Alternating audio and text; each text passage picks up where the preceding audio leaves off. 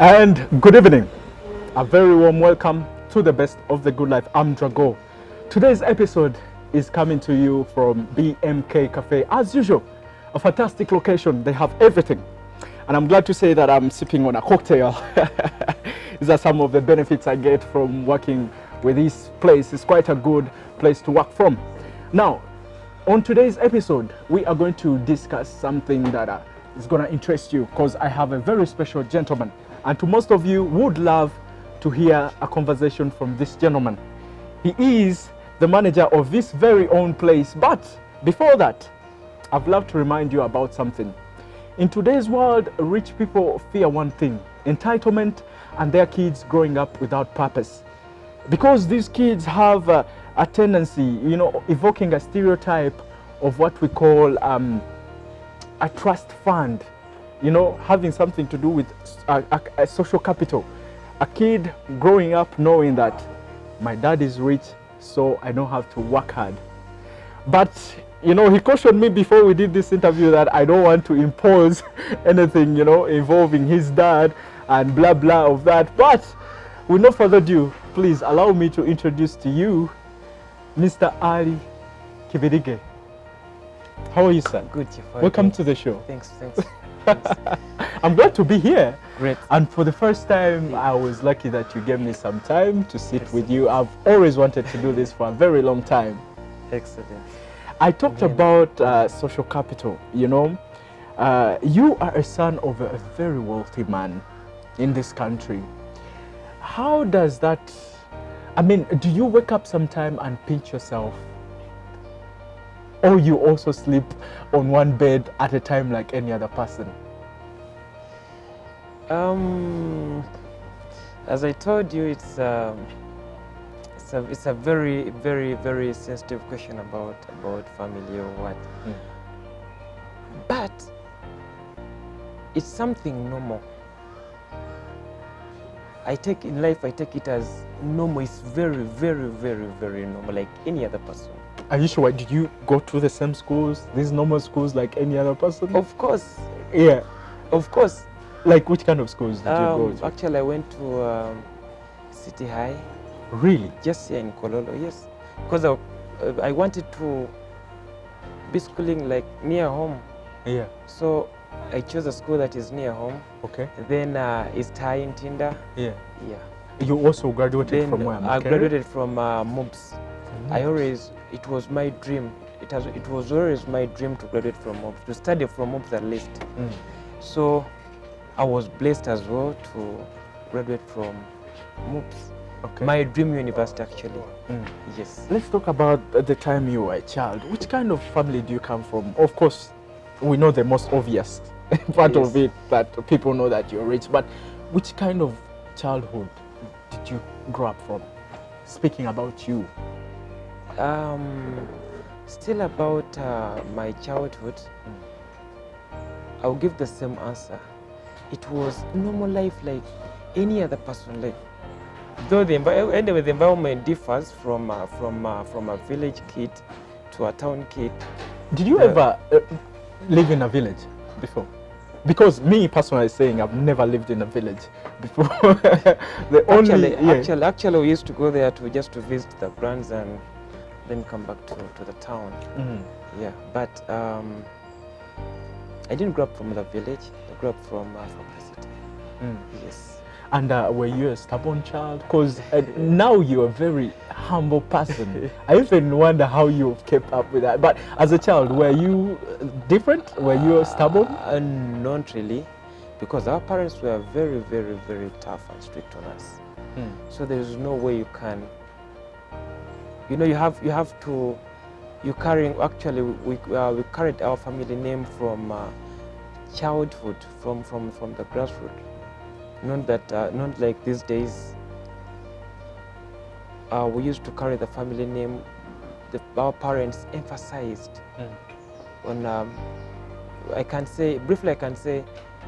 Since our childhood, we had handlers. In life, you need a handler. Who is that? No, our parents childhood At childhood level, it used to be our parents Yes. who were our handlers. You get to school, then they have to know every teacher around school. They have to give them instruction on how to handle us. Were they always there? I mean, Yes, when it gets yes, to school. Yes. Are you sure? Yes. Because your dad is That's quite a busy man. That's how strict they were. And up to now, up to today, they are still very, very, very strict. So anything you do, it has to be controlled. It has to be handled by someone. You have to behave in a certain manner.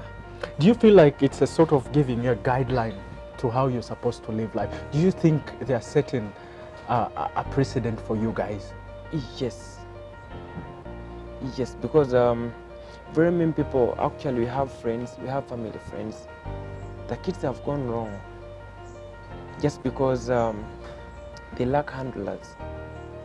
But we are blessed and lucky that we have our parents as they guide us on our do's and don'ts, which we appreciate. Exactly. Okay, now which kind of position do you take in your family? Are you like the last born, second last born, or first born, or how many siblings? Second last born. Ah, Yes. and being born from a Muslim family, besides the other element, Yeah. has it shaped your life differently? Do you think so? Having Islam as a moral compass, has it shaped your life differently? Exactly. Do you feel like if you ever were raised in a different family with a different background of a religion, you would turn out differently? Exactly. One thing I like about our religion, which is Islam, it guides. It guides, and when you happen to follow what the Quran says, you can't go wrong. Never. Actually, we see very many discoveries made by scientists, by whichever sort of people, the discoveries they make, the Quran guided us already. These things are not new to us. Actually, we read papers, we see them on TVs, that the new things have been found out. But when Islam had already, take for example, you get to be in a position of going to a club, and you're in position of buying beers, buying whichever kind of drinks. But because of the religion, it guides you that my religion doesn't allow me to drink. So when I go to a bar or club, I'll order for a juice or for a cup of coffee. I don't have to go for alcohol. And from this angle, I'm able to even save and invest. Because like if I'm to buy a Bel Air in a club, it buys at That's like $200. $200. That's almost 500 and something. 500 something. So I this money is enough blowing for me to, all that in one. Yes, I can invest. I buy a cup of coffee at 15,000 or 10,000. Katwogiringa abantu abakulu. Yes. A man-to-man conversation, because this is becoming interesting. This is how I get excited when I get into it. Ali okulidde mu mbeera erimu ssente. Yes. Yeah, ekyo tetukigaana. Yes. And I don't want you, because this is more of your reputation. This is more Exactly. that name you hold enough is just enough to entitle you that. But how comes in Tigwe you handle your finances differently? Like a person alabye naku, I would say perhaps. Because ochimanyi we are living in a world where young men of your age, of our age, are really doing that, going to a bar or a club and they buy a ballet, which is almost 500, 1 million, and they blow it just in one night. But why are you different? What makes you tick? You know, when you grow up in such a family, so take for example, we've grown up in a Hotel Africana, seeing our parents struggling. You know, Muslim families, you find your dad has 2 wives, 3 or something, or even more. So you get to see how your father, how your mother, how they treat money. They treat money with a lot of respect. They respect money. That's one reason you can't find let me give 2 examples. You can't find BMK or Wavamuno splashing cash in bars. Like how these people do these days. Is it because they know the value of They money? know the value of money. So I don't have to get a lesson from my father on how to handle money. I just have to sit back and watch him and watch every move of his, how he does his things. You come to him and ask him, like, I need money, I need 500,000. He asks you for what? Then you give a budget. Before you present it to him, you have to note it down on a piece of paper. And you have to defend it. And you have to defend it. Then, if you ask for 500,000, he won't give you the 500,000. He will say, I'm giving you 200,000. Wow. Then you have to find a way of, your budget was initially 500,000. So this guy has given you 200,000. So you have to find a way, you have to adjust and meet the requirements of 500,000 with 200,000. This whole From that, you get to appreciate and respect money. When you're a child, Yes. were you so involved with your dad? Yakutwalanga in all these involvements? Yes, I can say we used to. We used to. Like you come, like here at Africana, how many times did you come? Let me give you a live example of. I think our parents copied the Indian style of how they bring up their kids, which is a perfect style. Exactly. You find a kid of like 3 to 4 years of an Indian guy being taken to a business just to sit there and see how to observe how things run. So by the time this kid almost finishes primary, they have gotten their own small business, and by the time they finish senior 4, they are running a full entire. Actually, what I can tell you from I started doing business, my personal business, when I was in my P7. Wow. I started doing my Which business. kind of business was it? I used to buy half cakes, then go sell them to kids at school. Make profit. And make profits. How did your dad react to that? My parents didn't know about my small businesses. Very wise. They didn't know. Yeah. Because I knew when they get to know about my dealings, my small business might be affected. Yeah. So I used to get my pocket money. I do what? I invest it. I buy half cakes. Then these half cakes I have to take them to school. I had 2 different schools. I even had branches. I had a Kampala branch and a Masaka branch. What? Yes. So I used to send. Actually, the Masaka branch was more of a boarding section. So I used to. These guys are the boarding. You study the market. Yeah. But I'm going. These people are tired of having posho every other night, every other day. Yeah. So most people preferred not to take posho in the evening. So they preferred my half cakes. I know how edible business can exactly. be. So is that business still alive? Or no, you gave up? Of course, that was high school. Yeah. Then I've gone up and I'm embarking on different projects, different big projects. Yes. Okay, one thing I'm surprised, guys, is that I'm surprised that Ali is grown into a normal system, a normal aspect that whereby you have to earn everything by sweat. I thought it was different totally. I'm surprised as you are. So what you're going to do, you're going to stick around with us as we enjoy our conversation with Kibirige Ali, who is still here, who is also the manager of BMK Cafe. Please don't go anywhere. Stick around. Good evening once again, and you remember you're watching Chilling on UBC TV, and we're still at BMK Cafe. Now today I had the pleasure of meeting with a young man who is an entrepreneur and a son of a common businessman known as BMK. Now I'm getting to learn some of his challenges, the triumph that he faces, being him, and most definitely running this entire enterprise like the BMK Cafe. So Ali, tell me, when did you actually adopt the interest of wanting to learn to run a business like this, maybe a restaurant or something like that? That hospitality business, how did you come to fall in love with that? Always learning into something like this is always not by coincidence. You have to earn it.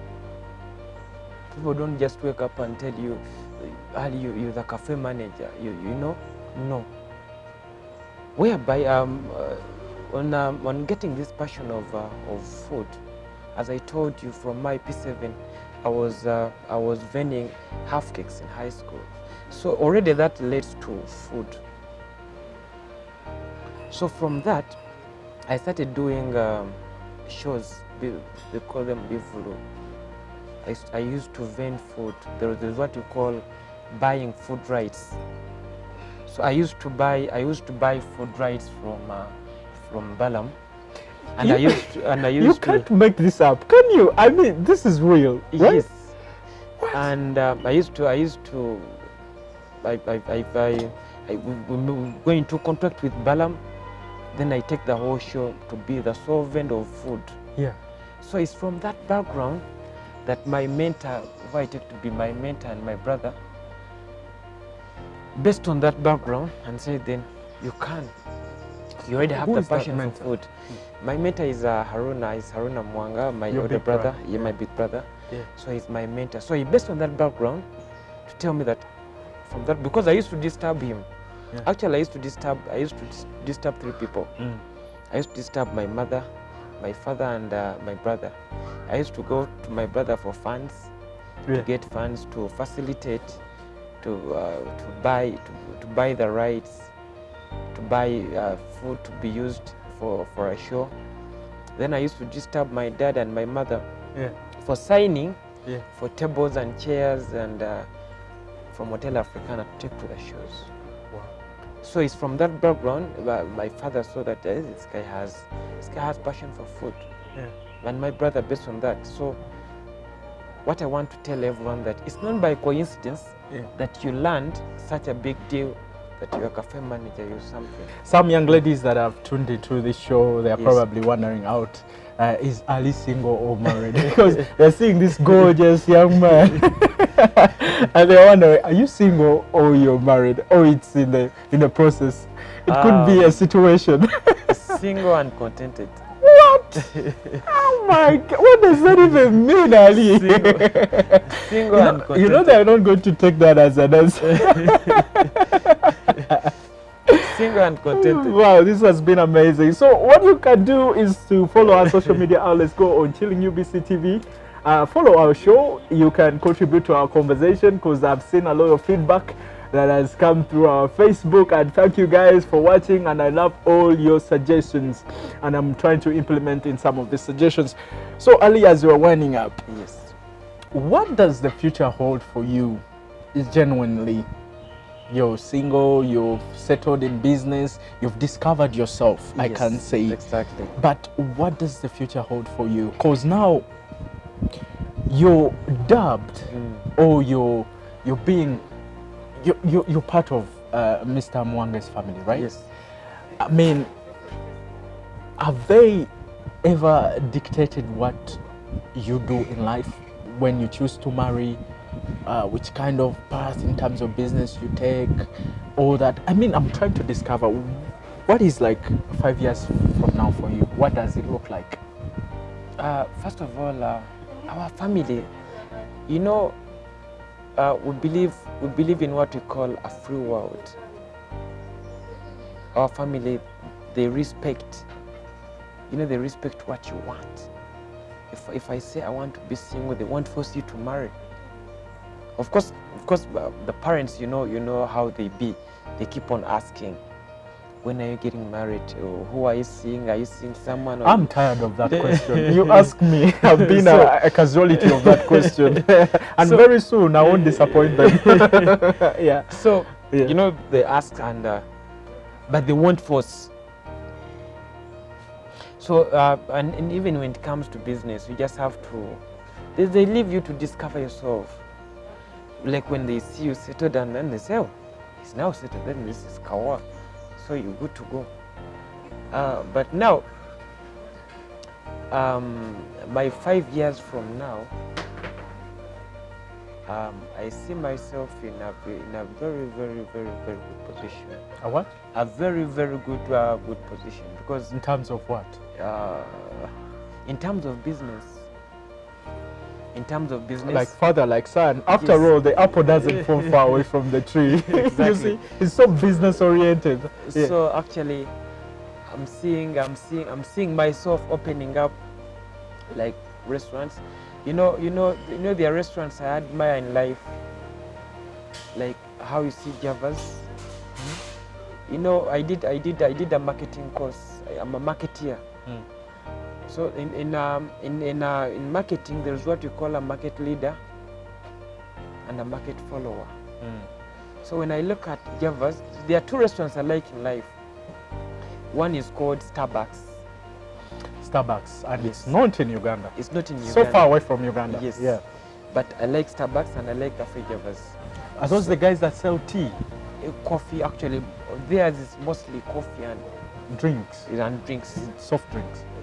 So I see myself in that line, waking up, I have my restaurant. Yes. I have like 5 branches around town, Yes. opening up branches in other countries. Wow. Yes, so it's my target in 5 years. Do you also want to be a millionaire? I mean, if you ask anybody else, they would say nobody doesn't want to be a millionaire, but I see you're working towards that. Do you also want to end up a millionaire? Yes, I want to end up a millionaire, but at times you get scared. You shouldn't. No, you shouldn't. Because look at your father, he has handled it well. No, you get to be scared of what comes with being a millionaire. It doesn't just stop there that you're a millionaire and it stops there. When you become a millionaire, let me give you one challenge that comes with being a millionaire. You get to have people who are not real, people who are not genuine. They always want to impress you. You lose genuine friends. Wow. I can say. Because they all come with They an call interest of, with an interest of like getting money. This guy is going to buy for us. This guy is going to give us ABC.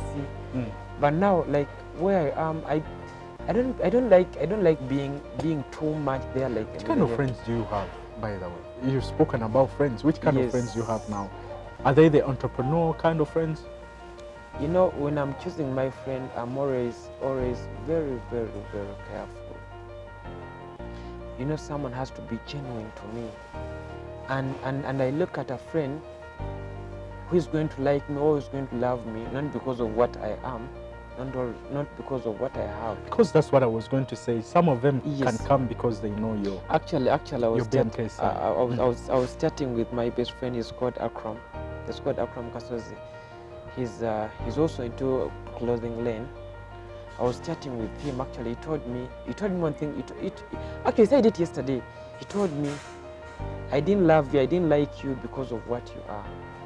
I liked you as a person, and I saw my best friend as someone who is very, very, very genuine to me. On that note, tell me about something hot that you haven't said anywhere else that BMK is serving now.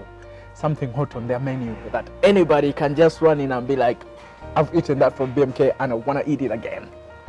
That is our local buffet. You don't find it anywhere. I have tested it. You don't find it anywhere. How many restaurants do Luombo? Like on a daily we do deep local food. Wow. We give you like the food you used to eat from deep down the village, or when you go to visit your parents. So with all the smoke, exactly. that so rich smell. It gets to be surprising when you come and find a setup like this, an urban setup like this, and then you find local food. Actually, so many Basamas have been coming up, and then they're like, oh wow. Those are people who are living abroad. Exactly. Yeah. They come and say, oh wow, we didn't know we can find food around. You're not selling local food in Kololo. You get to find this Lake Queen, those Lake Kings. They do burgers, they do what. But for us, we say let's specialize on doing our roots. Like how I respect the Rastafarians because I'm a reggae fan. Yeah. They respect their roots. Yeah. They never forget their roots. Yeah. So I thought about that. We should not forget our roots. We should keep doing our local food. Well, now since I've encountered you face to face, I want to Yes. take this pleasure to thank you for always giving us this ample space to Exactly. shoot, and the treatment has been perfect. I like the reception of your workers, and I think they've done a great job. Whenever I come here, they give me enough space and enough comfort. They show me like I'm really at home, and I feel at home. So with that, thank you, and thank you Yes. for BMK Cafe for doing this for us. Exactly. And yeah, any last remark you want to pass? How can people follow you on Facebook, Instagram, Twitter? If you have any handles. Well, we on Twitter as BMK Cafe. Okay. We on visit us on Facebook, Twitter, Instagram, and Snapchat. What about yours personally? Mine personally is Kibirige Ali. It's plain. I don't change name. My names don't change On all handles. on all handles. Wow. It's Kibirige Ali. I don't change. Why should I? Well, indeed, as I can tell you, the apple doesn't fall far away from the tree. He's such 24 years old, and you can't make that up. I'm telling you, at 24 years old, he has discovered himself, something that is so hard for most of us young people.